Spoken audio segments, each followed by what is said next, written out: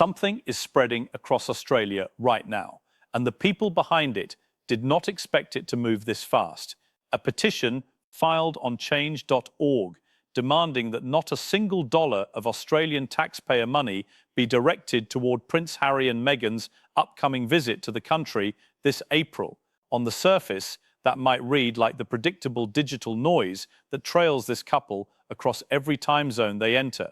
But look closer, because what is actually unfolding here is not noise. It is a signal about money, about identity, about a country that has spent years quietly reassessing what the monarchy means to it, and about a couple who walked away from royal life in January 2020 and have spent the time since constructing something that looks increasingly like a commercial empire wearing a crown as a logo.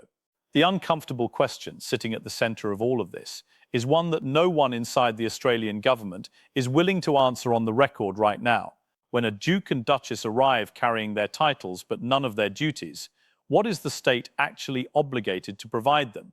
That question is no longer hypothetical. It has thousands of signatures attached to it, and the number is climbing. Start with the numbers, because the numbers are where this story gets its teeth. Harry will appear as the keynote speaker at the Interreg Psychosocial Safety Summit in Melbourne. Tickets to attend start at nearly $2,000 with a platinum package priced at $2,378. Harry will almost certainly collect a speaking fee in the range of $50,000 for the appearance. Separately, Meghan will serve as guest of honour at a 3-day luxury beach retreat in Sydney, organised by the Her Best Life podcast, founded by Gemma O'Neill and Jackie Henderson. The event is limited to 300 women. Early bird tickets begin at $2,699 Australian dollars. To VIP package costs $3,199.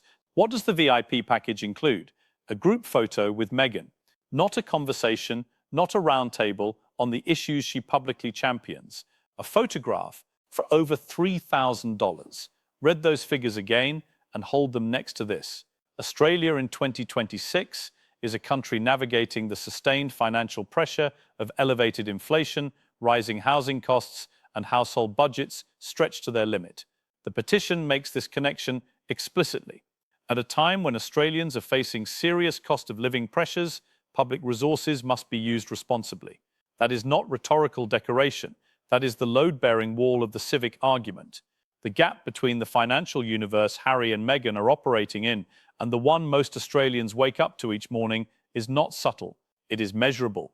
And it is exactly the kind of contrast that transforms an online petition from a fringe complaint into something that makes elected officials nervous. Now rewind to where this trip began, because the announcement itself was the first match thrown.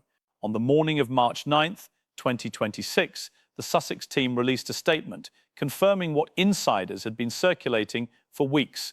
Harry and Meghan would arrive in Australia in mid-April for what their spokesperson described as a number of private business and philanthropic engagements, with further details to be shared in due course.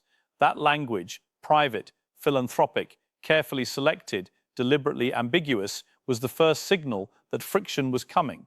The second signal arrived within hours, once the commercial architecture of the events became public. A $50,000 speaking fee, premium tickets, a luxury oceanfront retreat exclusively for wealthy women.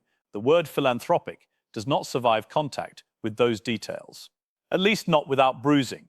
That is when the petition was filed, and its language is worth examining closely because it is not a tabloid attack. It is a legal and civic argument constructed with precision. Since stepping down from royal duties in 2020, Harry and Meghan no longer represent the crown and now operate private commercial ventures from the United States. Because of this, any visit to Australia must be treated strictly as a private trip. At a time when Australians are facing serious cost of living pressures, public resources must be used responsibly. Taxpayer-funded security, government coordination, or any form of official status should not be provided for a private visit. That is the kind of reasoning that Australian Treasury officials would apply in any standard budget review, which is precisely why it resonated so immediately and so deeply. Within days, the petition gathered thousands of signatures. The comments attached to those signatures told a raw story. One signatory described the couple as grifters, handed more money than most people will ever see in a lifetime, and argued they could therefore cover their own costs. Another characterized the couple's recent international appearances as narcissistic cosplay tours serving no purpose beyond self-promotion. A third stated plainly that they did not want a single cent of their taxes allocated to what they called a self-serving visit. Political professionals will always classify that language as fringe hostility. Anyone who has spent serious time covering democratic politics knows the fringe has a habit of saying publicly what mainstream voters are thinking privately. The gap between those two groups is rarely as wide as the people in power prefer to believe. To give the full picture its due, as of mid-March 2026, no Australian federal or state authority has announced public funding, security provisioning, or any ceremonial participation in connection with this visit. The trip is structured as a private commercial tour, not an official royal engagement. Event organisers, not government departments, are responsible for logistics, accommodation, and speaker fees. In a strict technical reading, the petition may be fighting a battle, the default position already settled. Nobody has declared that taxpayers will carry any part of this, but that framing misses the entire point. The petition does not exist because anyone has confirmed public spending. It exists because thousands of Australians felt it necessary to go on record before anyone got the chance to, because the absence of a firm denial is not the same as a guarantee, and because the distinction they are drawing has consequences that extend far beyond one April itinerary. That distinction is this. When Harry and Meghan last stood on Australian soil, the situation was structurally different in every meaningful way. October 2018. They arrived as the Duke and Duchess of Sussex, in the full and active institutional sense of those titles, on official Crown-sanctioned business. Enormous crowds turned out across New South Wales, Victoria and Queensland as the working royals toured schools, zoos, beaches and non-profits. The country met them with the kind of enthusiastic warmth that makes official royal tours matter to the monarchy as an institution. And just before that tour formally opened, came the announcement that Meghan was pregnant with their first child, Archie. The emotional charge of that revelation transformed the tour entirely. Australians were not simply welcoming royals, they were celebrating a pregnancy. They were emotionally invested in a couple who felt, at that moment, like the living future of the crown. That was 2018. The years between then and now have contained an extraordinary amount of history. In January 2020, Harry and Meghan announced they were stepping back from senior royal life. They would no longer draw from the sovereign grant, the annual allocation of public money that funds the working royal family. They would seek financial independence. The palace issued formal terms. The late Queen Elizabeth II signed off on the arrangement. Harry retained the title Duke of Sussex. Meghan retained hers. But the duties, the offices, the publicly funded infrastructure that gave those titles their institutional meaning, all of it gone. Since that departure, the couple has operated as what the petition accurately calls private commercial entities. They built their initial financial foundation on a multi-year production deal with Netflix and a podcast agreement with Spotify. The Spotify deal concluded in 2023 after a single season of Meghan's Archetypes podcast. The Netflix arrangement evolved into a different structure. There have been speaking engagements across multiple continents: Nigeria, Colombia, Jordan. Most recently, in February of this year, there has been Meghan's lifestyle brand, As Ever, launched in 2025. There have been various charitable endeavours through the Archewell Foundation. Through all of it, the Sussex title has remained in place. It appears in every press release. It features in every introduction. And in certain countries, it continues to attract the kind of treatment, security details, elevated access, institutional deference that was originally designed for people actively serving the crown, not people who departed it 6 years ago. That structural gap, title without duty, treatment without accountability, is the precise fault line this petition is targeting. And it is targeting it at a moment when the political context surrounding the visit amplifies everything. Here is what that context looks like. Last September, Prime Minister Anthony Albanese travelled to Balmoral Castle in Scotland and met with King Charles III, In the public statement that followed, Albanese said this: "I am certainly hoping there will be one. There is a standing invitation that the royal family are always welcome in Australia. It was wonderful to welcome King Charles and Queen Camilla to Australia recently. They had a very successful visit, and His Majesty is very engaged. I hope that the Prince and Princess of Wales are able to visit as well, and we are hopeful that might occur in the coming period." Study that statement with care. The Prime Minister of Australia, speaking publicly after a private audience with the King, named William and Catherine specifically as the royals he was working to host next. He did not mention Harry and Meghan. Not once. Not a gesture. Not a courtesy reference. King Charles and Queen Camilla had already visited Australia in September 2024 to broad success. The crowds were warm, the welcome genuine, and the Prime Minister openly enthusiastic. The Balmoral meeting was read by every serious royal observer as an unambiguous signal. Australia wants the working monarchy, the senior institution, the line of succession. William and Catherine have not set foot in Australia since 2014. Their absence has become a visible and growing gap in the institutional relationship. No official plans for a Wales visit have been confirmed, though speculation has built steadily. And into that gap, into the space that the Prime Minister was keeping warm for the Prince and Princess of Wales, step Harry and Meghan.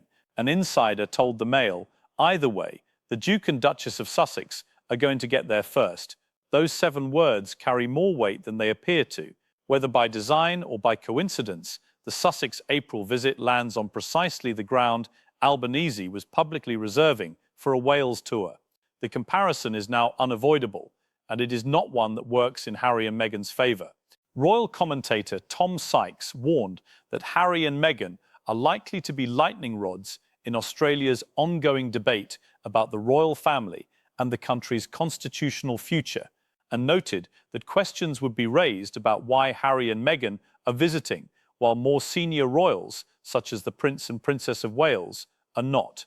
That is diplomatic language for something many Australians are saying with considerably less diplomacy. The monarchy operates on a hierarchy. Working members represent the Crown and carry the duties that justify institutional support. Non-working members represent only themselves, and the public appetite for their presence, measured in crowd size, official welcome, and government investment, is calibrated accordingly. When someone from the latter category arrives expecting treatment designed for the former, institutions grind against each other. And when that institutional friction collides with premium ticket pricing and a cost of living crisis, it generates exactly the civic anger that ends up as thousands of signatures on a change petition. The spokesperson's statement for this trip deserves a careful read because it attempts to straddle 2 contradictory positions in a single sentence. Prince Harry and Meghan, Duke and Duchess of Sussex, will visit Australia in mid-April to take part in a number of private business and philanthropic engagements, with further details to be shared in due course. Notice the construction. The full royal titles appear in the same clause as the word private. The word philanthropic is applied to events built entirely on commercial ticketing structures. This dual positioning is not new for this couple. What is new is where it is landing. In Australia, in March 2026, with a petition running and a Prime Minister on the record about which royals he actually wants, that statement reads differently than it would have 3 years ago. Consider the Interreg Summit's own disclosures. Organisers confirmed that ticketing packages begin at nearly $2,000 Australian dollars, with the platinum option at $2,378, and stated that all proceeds will support the work of Lifeline, the crisis support and suicide prevention service. The charitable dimension is real. Lifeline is a well-regarded organisation. Harry's connection to mental health advocacy is long-standing, and by most accounts, genuinely felt. He has spoken publicly for years about his own grief, trauma, and the psychological cost of being the spare within the royal family. That is documented personal history, not performance, but context reshapes perception. When the ticket to hear Harry speak about mental health costs, the equivalent of a week's groceries for some Australian households, the moral arithmetic of the event becomes tangled. The message and the commercial model begin pulling in opposite directions. The same tension is sharper at Meghan's retreat. The Her Best Life podcast describes the event as a girls' weekend like no other, inviting guests to join an intimate luxury weekend by the ocean designed to bring women together for powerful conversations, relaxation, laughter, and unforgettable experiences. The gala dinner will be held in Coogee, 300 attendees, VIP package, at $3,199, and the headline feature of that VIP package is not access to the issues Meghan publicly champions, not a working session on women's rights or girls' education or mental health advocacy. It is a group photograph with the Duchess. That detail is not incidental. It is definitional. It reveals the precise commercial architecture underneath the humanitarian framing. A group photo for over $3,000 is celebrity merchandising. It is not humanitarian work. When royals begin attaching their titles to a growing list of paid appearances and commercial ventures, branding specialists have observed that the effect can come across less like genuine influence and more like a brand in distress. A number of Meghan's recent projects carry that quality. That assessment comes from a British broadcaster and branding analyst, but it reflects a wider shift in public perception, not limited to Britain, extending across Australia and the broader Commonwealth. In 2018, Harry and Meghan represented something many people found genuinely compelling: a modern, emotionally open, culturally diverse version of what the monarchy could become.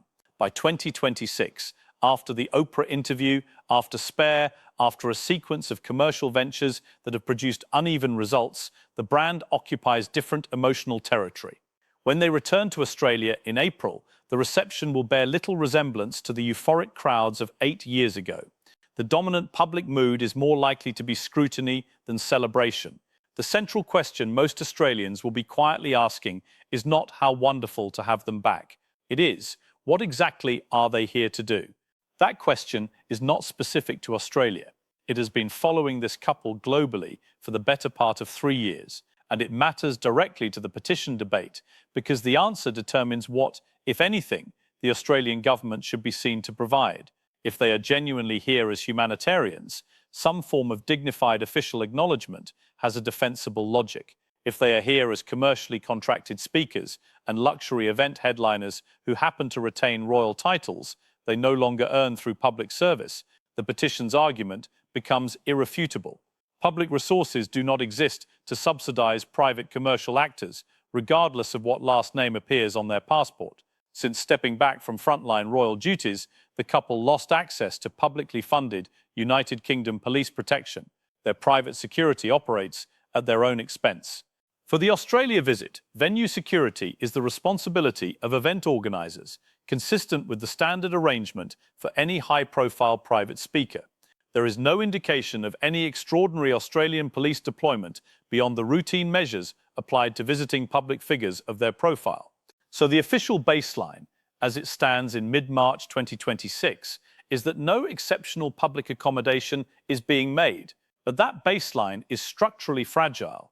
And here is exactly why.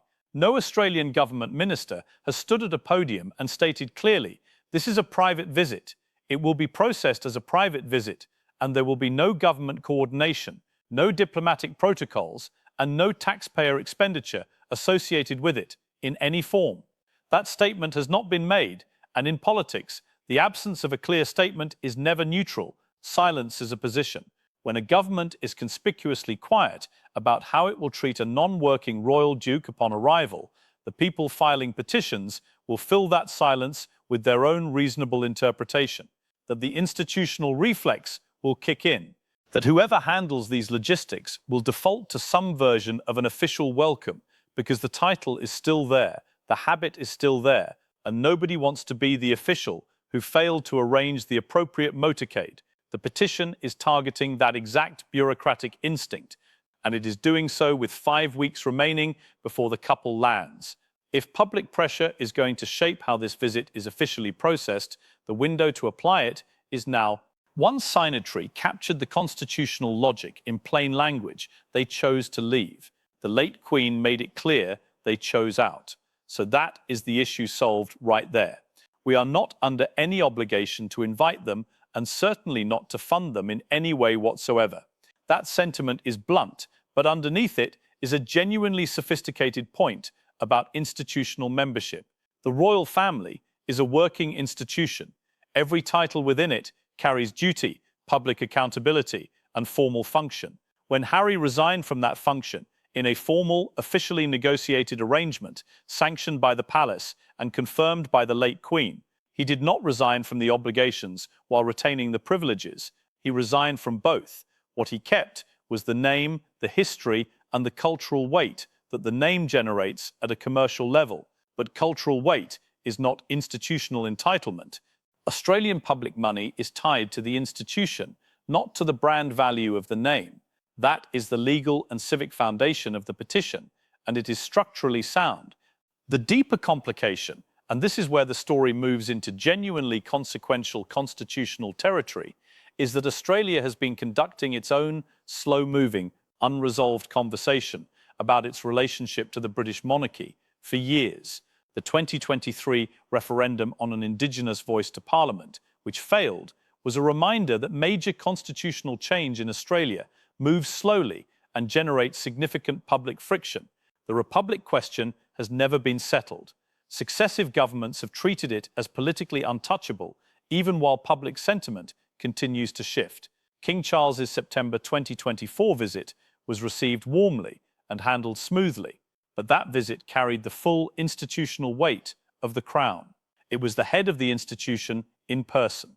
Harry's April visit carries none of that weight. And arriving while Australia's government is quietly managing expectations around a potential Wales tour, one that would represent the genuine institutional future of the monarchy in a way Harry's visit categorically cannot, is complicated at minimum. At maximum, it is an unwanted complication that Australian officials would rather not be navigating during the same window. A source told the Daily Mail that the visit would inevitably prompt questions about why visits from other members of the family have not been more frequent, noting it will throw the spotlight on the Prince and Princess of Wales in particular. That spotlight is uncomfortable for everyone in its beam. For William and Catherine, whose absence from Australia since 2014 has become an increasingly visible institutional gap. For King Charles, whose global diplomacy depends on the monarchy appearing actively present and relevant to its Commonwealth partners. And for Harry and Meghan, who walk into a country where the comparison to the working royals they left behind is now not only unavoidable, but by most measures unflattering. There is one final detail worth noting, and it is telling in its own quiet way. During their October 2018 tour, Harry and Meghan arrived as a couple weeks away from publicly announcing Meghan's pregnancy. 6-year-old Archie and 4-year-old Princess Lilibet will not be joining their parents on this April trip, as they did not accompany them during the couple's humanitarian visit to Jordan in February. Their children remain in California. This is not a family event. It is not a personal homecoming.